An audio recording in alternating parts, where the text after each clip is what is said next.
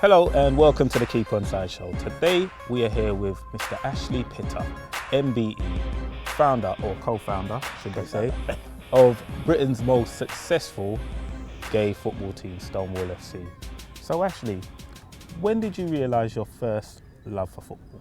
World Cup 1970, because I got an older brother who was well into football, and I could hear him screaming from the living room that there's an all-black team on the TV and they've just won their next game, and that was Brazil. Brazil, yeah. So that's when we all started going in. You know, as black families, you think, oh, black people on television. You go running in and you're sitting there watching it.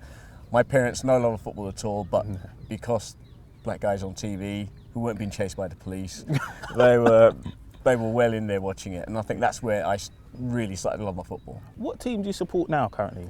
Arsenal currently. It's been Arsenal for a while. Oh, nice one. Yeah, I dabbled with supporting Man City just to annoy my older brother because he's a Man United fan. And Man United can do no wrong, best team in the world, best players in the world, and whatever I said didn't really matter because I didn't know what I was talking about. So I, wanted to pick a team that would annoy him, and I think Man City was the one to go for, which I did for a couple of weeks. Right. But my best friend who lived next door, from Irish background, supported Arsenal, and that's from there on it was Arsenal. Yeah, you made a good choice. Definitely. Of course. Do you know what I mean? I know it's hard. It's hard to be an Arsenal fan, especially with the result yesterday. Oh, definitely. Against Man United. Oh. So your brother must be in his element, yeah? Yeah, the little thing that happens when every time Man United lose, and it's been happening quite a lot lately, is when they lose, I phone him up. Yeah. And I'm unlisted. So he says hello, and I go, and I put the phone down. And that happens every time they lose. So you're the co-founder of Stonewall FC. Yeah. So what made you want to set up Stonewall FC? Was there a need for it at the time? We felt there was a need for it at the time because a lot of us that were there at the very beginning played in straight teams, pub teams, whatever, and I played for an old boys team. And I was doing Stonewall at the same time because, I just want to know if there were any other gay people like me out there playing football. Yeah. When the guys, the original 7, had the idea for it, one was like, yeah, we can kick around 7 of us, but then it grew, and then we put an ad in the paper in one of the gay press, and it grew from that, and then we had a squad. Okay. But we had no one to play against. So it was about joining a league, and there were no other gay teams around. Right. So we ended up joining a straight league. And how did that go down? They outed us at the meeting because I think the Sun paper got hold of gay football team. Right. And it was printed front page of the Sun, and it had the heading Queens of the South. Okay. At the top. So a couple of guys went to the league meeting to be accepted into the league, and every other team had that newspaper in front of them. It was like jumping out of a frying pan because I left one team because of the abuse and everything, and now we're going in the wider world now and getting more abuse, and it was tough. It was teams turning up with their whole families to come and play, in their words, a bunch of girls. Wow. And on the touchline, the comments and you can't go in the changing room while no one ever went in the changing room while we were there. That was really funny that if it's a communal shower room, they would wait until we'd gone in and showered and left before they would go in. We had 2-footed challenges, we had elbows in the face, we got spat at, we got called all sorts of names.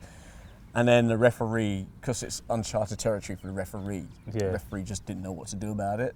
So it's just different, isn't it? Yeah, doesn't know what to do. There's no directive. Oh, there's racism. Yeah. If someone calls me a wog or whatever, the referee can say, well, that's out of order. But for someone to call you a faggot, because he's had no sort of directive about that, didn't know what to do. So I don't really blame the referee.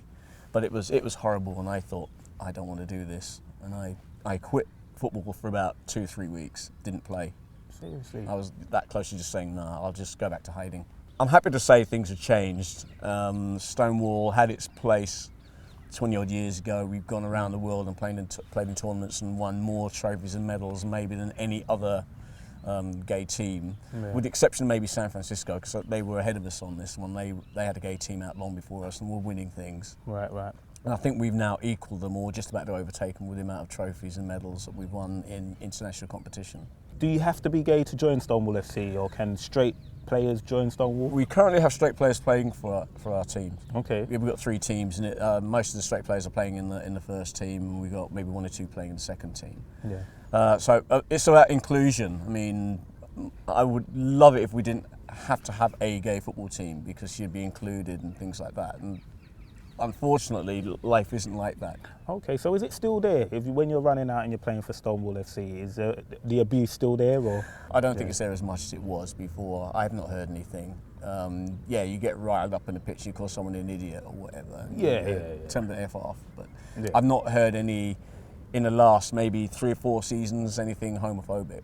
Oh, okay. So things have got a lot better, and I think the publicity around gay players and things like that is quite up there. I mean, people are still waiting for this first Premiership player to come out, which I think is, a little bit overkill.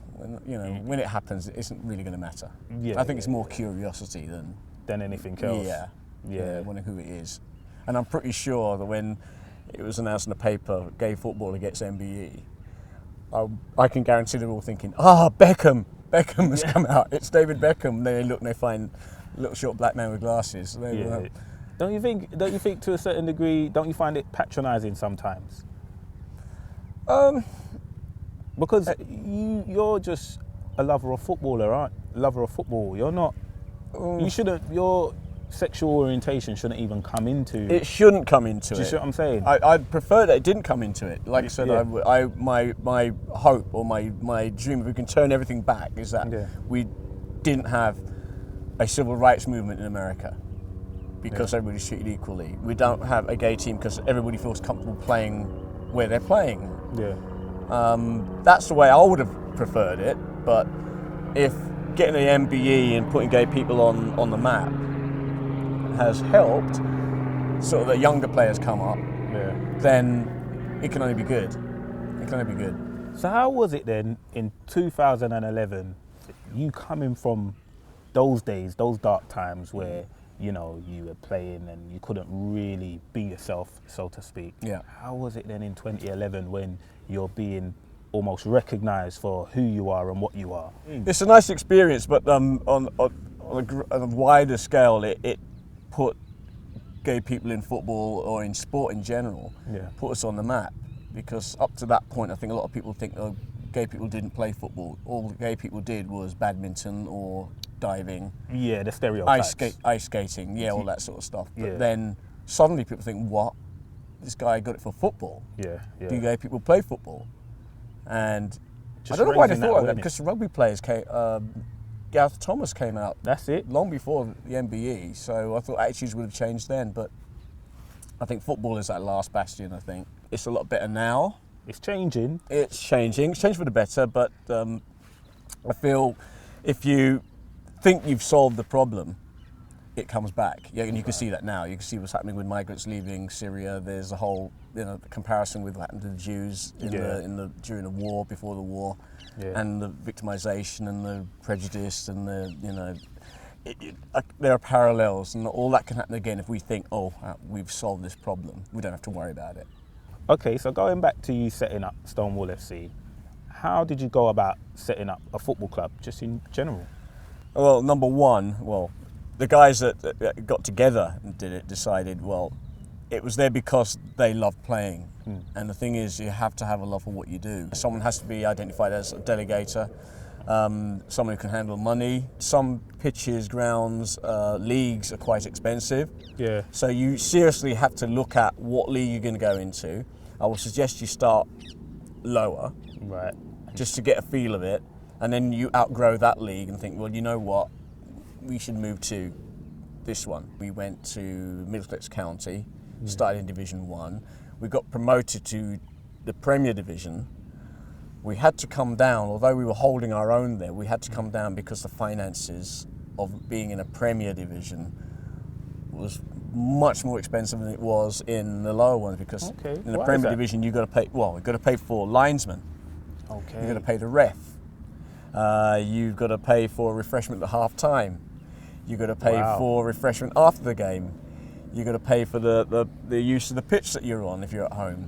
Since I've been with Stonewall, I've always worked, so I've never had a problem paying my way.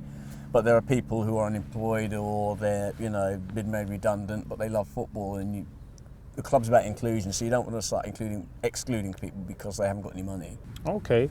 So, any advice for any young aspiring footballers out there? Young aspiring footballer, whether gay, straight, bi, whatever, transgendered, if you love playing and you want to play. Because if you decide to hide, nothing changes. We need to change perceptions. We need to change people's ideas of what people are like and what people do. We are all the same. We all have our insecurities. We all have our ambitions. But if you let people tell you what you can't do, they've won. You need to, if you're not good enough, it has to be a decision that you've made. You think, I've tried that, you know what, I'm not good enough for that, so I'll do this instead. There are always options, but you need to go for it. You need to give it everything, go for it, and don't give up because someone says you should. Oh, that's brilliant. Lovely speaking to you, Ashley. Nice talking to you. Thank you very much. It's a pleasure. So that was Aslie Pitter, MBE, co-founder of Stonewall FC.